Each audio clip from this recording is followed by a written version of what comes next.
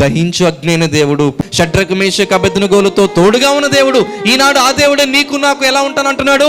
భయము దిగులు ఏమాత్రము మనకి అవసరము లేదు. ఆయన మనకి తోడుగా ఉన్నవాడు. అగ్ని పరిస్థితులు వస్తాయి, గాఢాంధకార పరిస్థితులు వస్తాయి, కానీ ఆయన మనకు తోడుగా ఉండేవాడు. కాబట్టి వాగ్దానం ఇస్తుంది ఎవరు? మనిషి కాదు.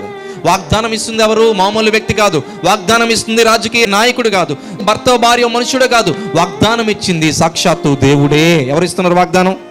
దేవుడే ఇస్తున్నాడు. రెండవది, ఎవరికి ఇస్తున్నాడు వాగ్దానం? మోషే. మోషే అనే పేరుకి అర్థం ఏంటి? నీటిలో నుండి. ఎవరైతే నీటిలో నుంచి తీయబడతారో, ఎవరైతే లోకంలో నుంచి బయటకు వస్తారో, ఎవరైతే బాప్తిజం అనుభవం, రక్షణ అనుభవం, మారు మనసు అనుభవం ఎవరైతే కలిగి ఉంటారో, నీవు నేను రక్షణ పొంది, మారు మనసు పొంది, బాప్తిజం పొందాలి. నీవు నీటిలో నుంచి బయటికి రావాలి. ఈరోజు దేవుని సేవకుడిగా మిమ్మల్ని అడుగుతా ఉన్నాను, మీలో ఎంతమంది ఇంకా రక్షణను వాయిదా వేస్తున్నారు, మారు మనసు వాయిదా వేస్తున్నారు?